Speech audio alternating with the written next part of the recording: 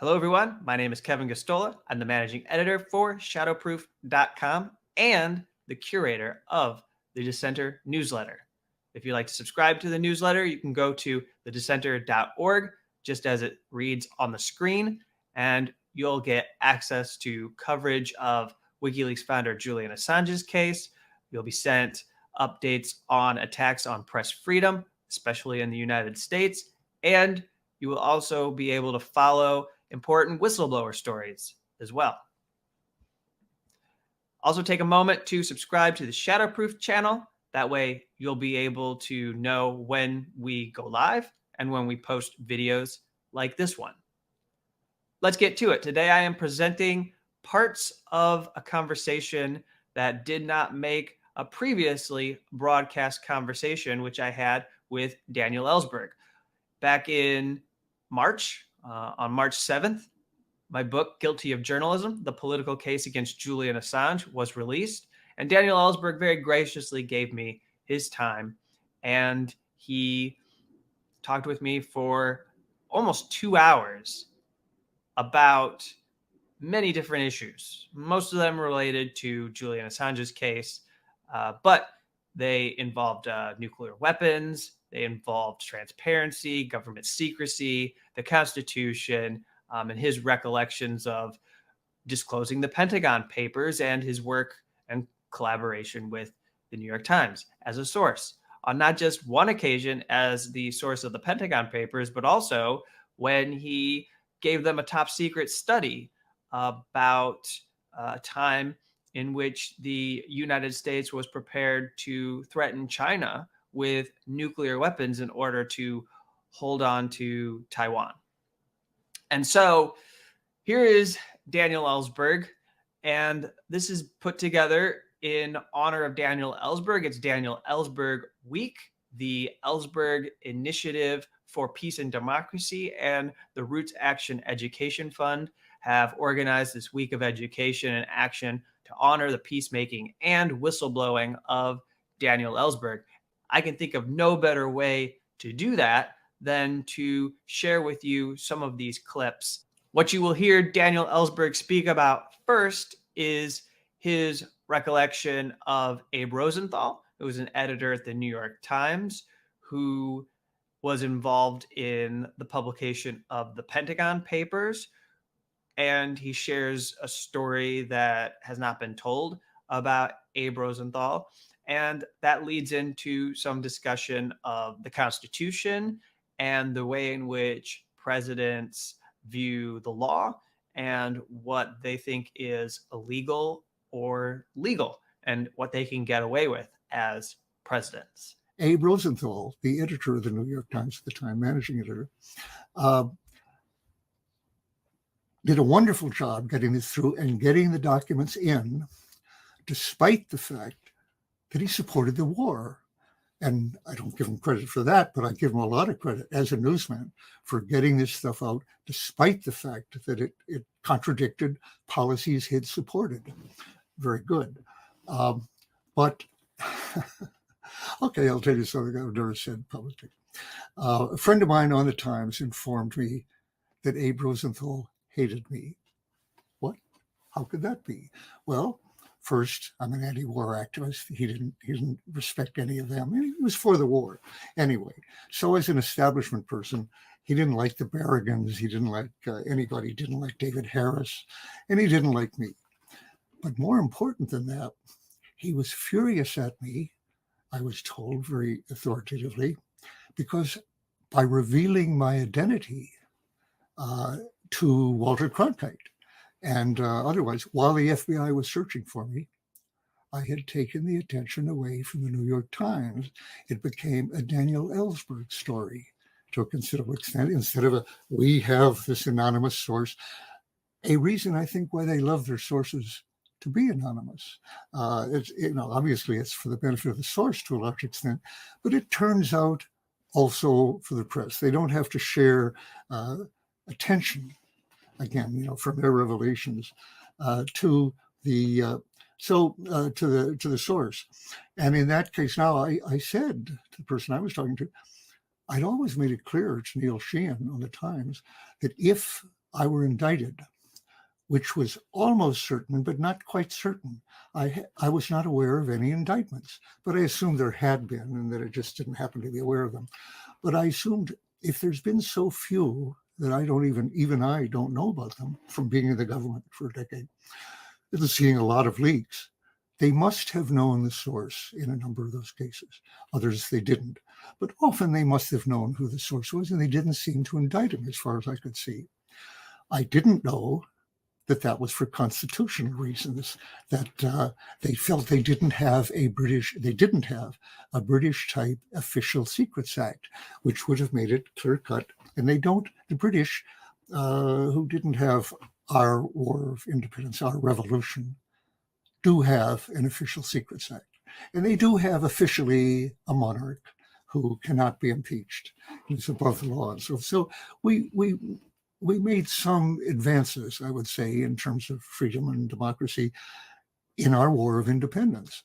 And because we don't have, as you point out in your book, right at the beginning, we do not have a British-type Official Secrets Act, which criminalizes any and all release of protected information that they don't want out.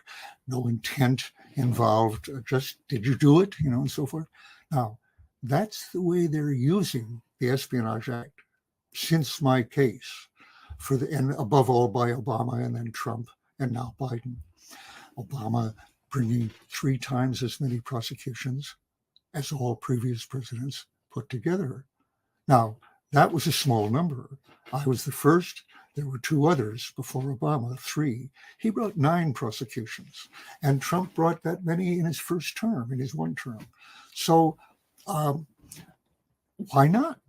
Why no prosecution? Because the lawyers always told them, we don't have an Official Secrets Act. With Nixon, they experimented. Here they had a guy who put out 7,000 top secret pages.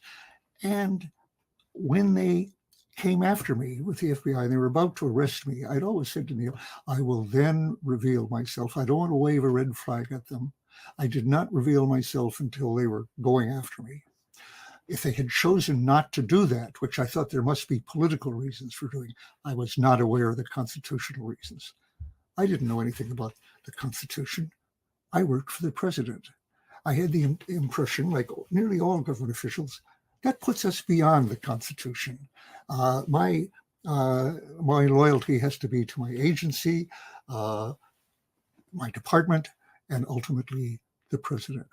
And that's an almost universal belief among officials, and it's totally wrong.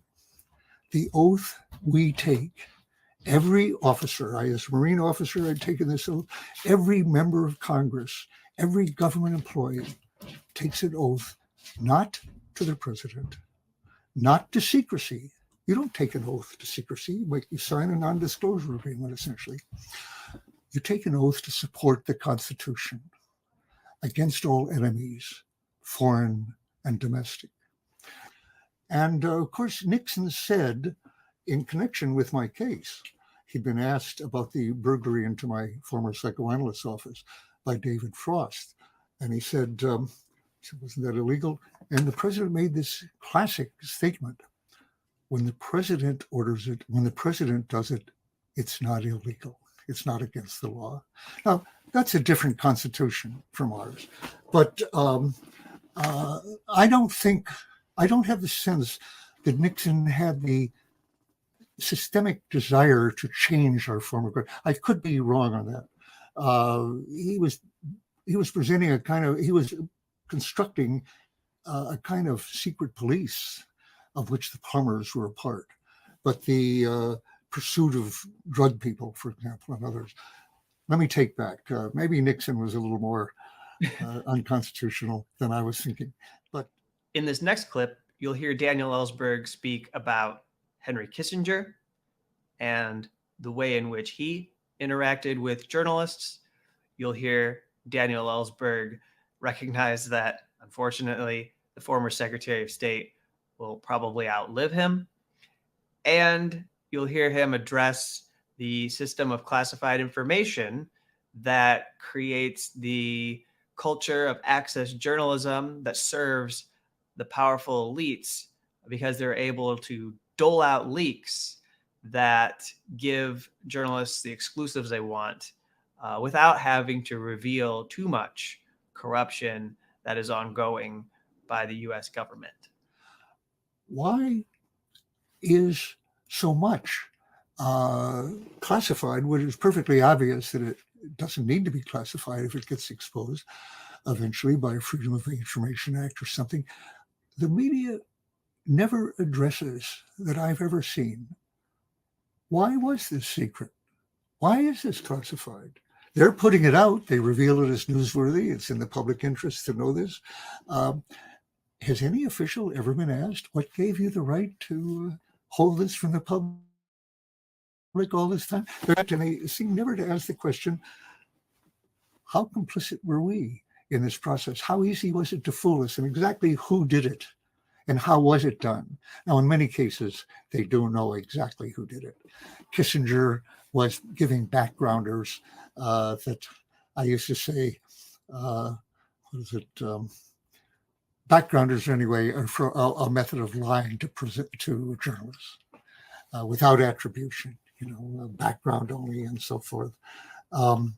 The presidential statements to the public are sort of lying to the public, and then Kissinger would come out and lie to the journalists. And they knew that. Why did no one ever even ask him, as far as I know, why did you lie? Or what made you think you had the right to lie? And what was behind this lie? Why, who ordered it, et cetera, et cetera. That breaks your relationship with Kissinger, who was going to outlive me, it turns out, but who once said, Daniel Ellsberg is I've never said this personally, boasting, but it's in the context here. Daniel Ellsberg is the most dangerous man in America. He must be stopped at all costs. And it was that was behind efforts to totally incapacitate me and do things. Efforts which were which were considered against Assange. As we now know, and you tell in your book, in detail, you covered the extradition proceedings, unlike almost every other journalist, actually covered the Chelsea Manning trial and so forth. But the Assange case, you must have been there when the Spanish testimony came in, that they had overheard every statement he made, he had recorded and turned over to the CIA, every statement he was making to his lawyers and his doctors. And even when he took them into the bathroom to get away from what might be recording machines, there was a recording machine in the bathroom. I think that one was in the fire extinguisher. And so they were hearing that, and they were discussing kidnapping him.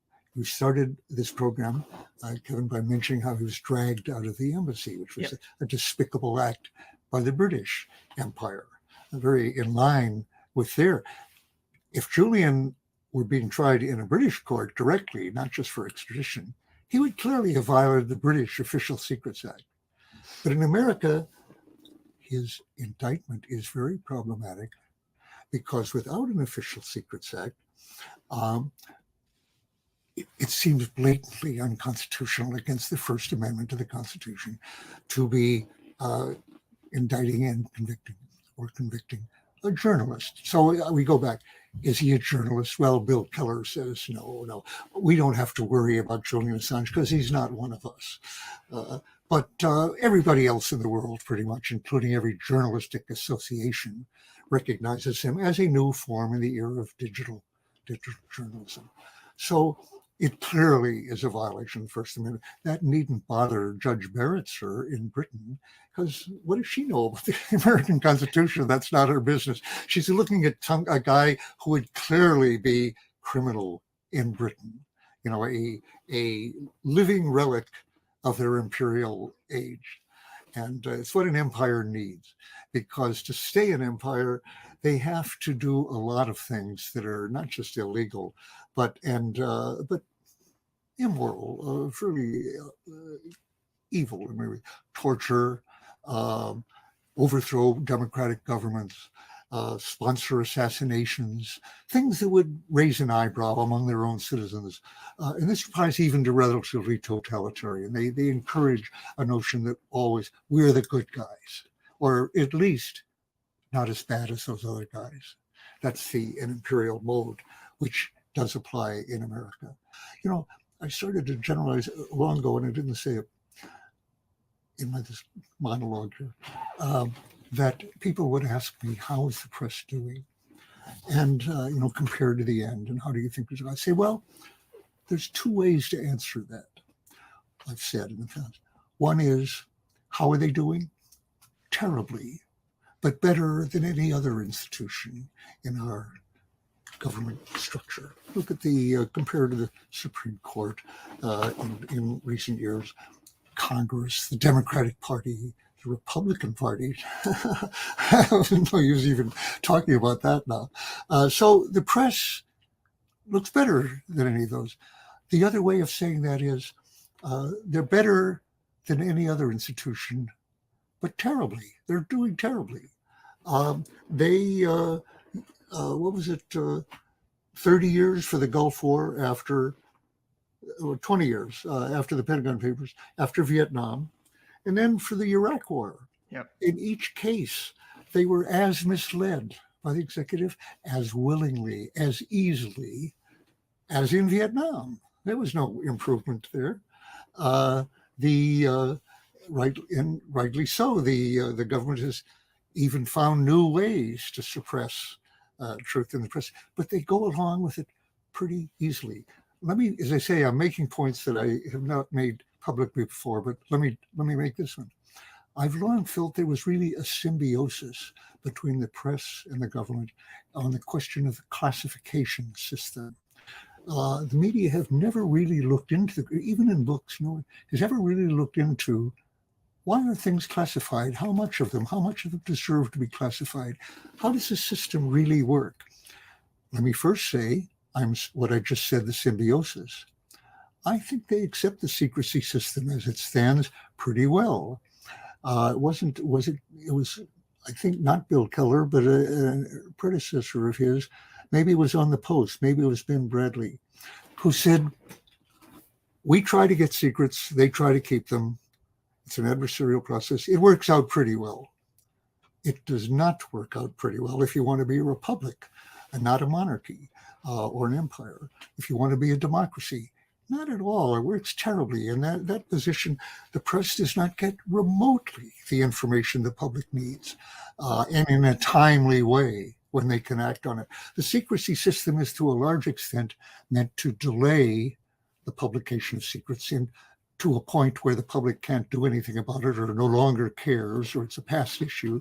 It's not to keep it secret forever, even though some secrets are kept very, very long.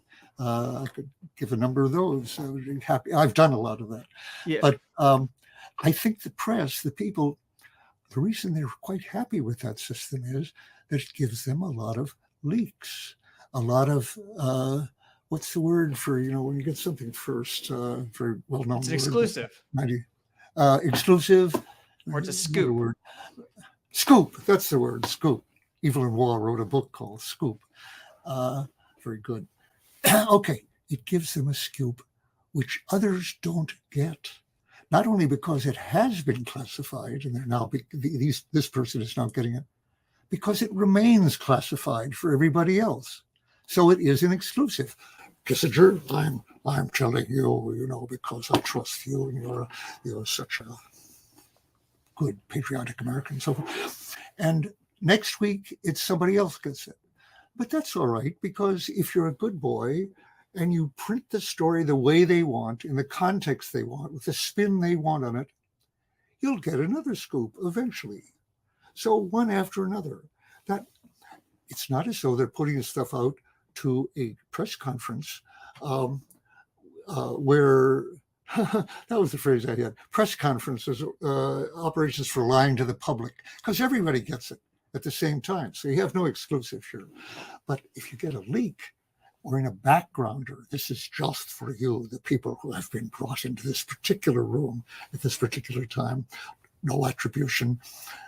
That's a way of lying to journalists, and it works very, very well because they don't object to it. They don't investigate it. They don't hold anybody accountable. Was I held accountable for having kept those secrets for years? No, I was put on trial only for putting them out eventually. So what is the secrecy system that they don't investigate, where the burden of proof is on anybody who reveals this stuff because it might endanger national security? Now, in this final clip, you'll hear Daniel Ellsberg speak about the Espionage Act, the way in which Donald Trump and Joe Biden have been both found to have mishandled classified information because there were documents that they were found to have in their possession. And he'll speak about the way each political party would like to bludgeon their political opponents with this law. And in his opinion, that has made it impossible for Julian Assange to get a fair trial. So let's come right up to the present here. Julian's case, I think, has been very greatly prejudiced in terms of extradition and of ever winning a trial or getting indictment by what's come out about Trump's having classified material in his house, followed by Biden and then by Pence. Each party now loves the Espionage Act as it stands in its unconstitutional form as a weapon with which to bludgeon their opponent, the Republican. When Trump was found to have classified information of all the crimes he has committed and sins and everything, that was one where he said, the Espionage Act. There now we have him legally, clearly on this. The Democrats loved that. And I could see at that point, I was even told by somebody who I'd been working with a bunch of lawyers, not like me, to amend the Espionage Act. Tulsi Gabbard, actually, in her final days, put out a very good set of amendments, which these lawyers had worked on, allowing somebody under the Espionage Act to testify as to why she did it or he did it, and what the impact was, and what the expected damage and what the actual damage was, and to bring witnesses on that, all of which was forbidden to me and every other person who has been tried under this, with, as you point out in your book, excellent book, they claim it is a strict liability act. Mm-hmm. Motive, intent is not a part of it, except the motive to put it out. But why you're putting it out is not to be brought to the jury. As the prosecutor said in my case, why he objected to my answering the question, why did you copy the Pentagon Papers? Objection, irrelevant. And no other witness has been able to say that, meaning that no one can get a fair trial on these things, even Trump or Biden, without being able to tell the jury why they did what they did. The jury doesn't have to believe them. The jury can, rule against them. The jury's a pretty good truth indicator on this, not perfect, but pretty good on telling when somebody's lying. You don't get a chance to see whether this person is lying or not. Now, with Trump, the presumption is that he is lying, and no president is free of that suspicion. Let's say, as I.F. Stone says, they all lie, and that is true. Trump, a little exceptional. He doesn't seem to have a concept of the difference between truth and lying, as far as I can tell. But even so, I looked at that and said to myself, as somebody, I yield to no one as a critic of Donald J. Trump. But I had to look at that, not just in a self-serving way. I'm beyond, I can't say that. I've sort of invited prosecution twice in the last year, actually. So I can't say I'm beyond it, although they'd have to work fast now. But Trump, the very fact that he had top secret stuff here in his house means he's a criminal who should be put in jail.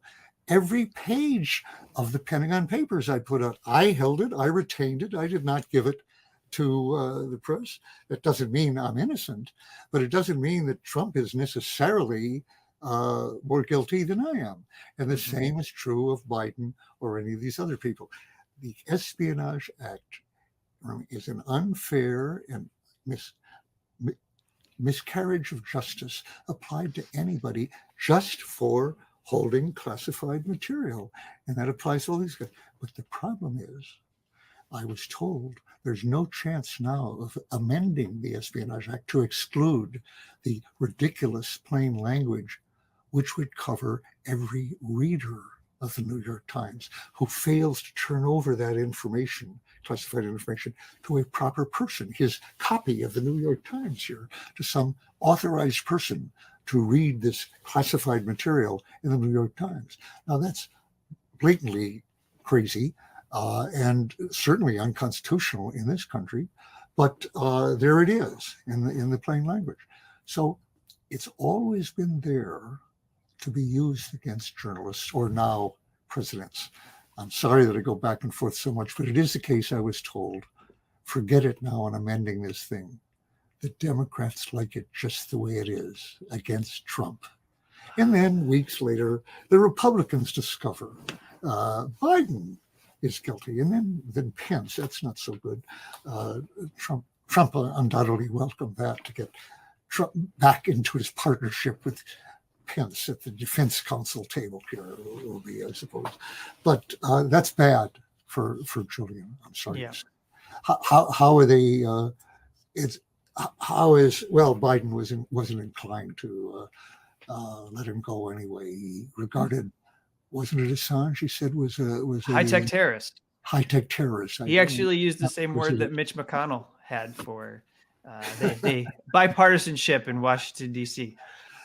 I have revealed this year, in respect to Assange, that I had all the information that Chelsea Manning revealed to Assange before it was published. Okay? I said that to the BBC. I suppose others would have said it too, but it happened to be an interview about secrecy and so forth. So I mentioned that to the BBC, knowing that, again, it would say, you can't non-selectively, justly prosecute Julian Assange for what he did without prosecuting me. And apparently they've been reluctant to do that. At least I haven't heard from the Justice Department. Yeah. This was months ago, right? So they choose who they go after, and Julian was the one they chose. And for reasons you go into your book, in part because he had been shamed and accused and condemned by press. And they could count on, this was a guy who would not be defended by the press until just now, when they just noticed that, the hot breath is on our throats too, which I've been telling them for 50 years. I've been saying, it's not, this is not just misused against sources like me. The plain language of this act, which for whatever reason, some scholars call it sloppy drafting or whatever, but for some reason it applies very broadly, definitely to journalists. And you say in your book, your terrific book, Kevin, when you say the Justice Department claims that the plain language applies to journalists, I would have put it a little stronger. They're right on that. The plain language, anybody can read it. The plain language does apply to journalists and publishers and readers who pass it on among each other. You know, it can be used very, very broadly. And I've been saying, hasn't been used against you guys. I've said this to huge convocations of journalists. It hasn't been used yet, but it will be. And you should be looking into the constitutional aspects of that. And they haven't. So another performance of terrible. Unless the U.S. press and the world press does better than they have in the past, they've been indispensable. The Times is indispensable reading for me. But if I relied only on the Times, it would be incredibly inadequate for understanding what's going on in foreign policy and defense policy and classified matters, generally in nuclear matters. So it's got to do better, or we won't survive the policies we've been pursuing now for a long time. Thank you for joining me to share in this celebration of Pentagon Papers whistleblower Daniel Ellsberg. I truly appreciate having you all here and to support the journalism that we do at Shadowproof and The Dissenter. And I thank Dan for giving me so much of his time, for sharing his wisdom, expertise, and being such a good spirit. And he endorsed my book, and I'm tremendously grateful to him for helping me push this book out to the world and share it with all of you. If you'd like to get a copy of Guilty of Journalism, the political case against Julian Assange, please go to censoredpress.org. Go to censoredpress.org to get a copy of the book today. And also remember, if you have not, to subscribe to the Dissenter newsletter in order to stay up to date on whistleblower stories, attacks on press freedom, as well as what's happening, particularly in WikiLeaks founder Julian Assange's case. Until next time, we'll see you around.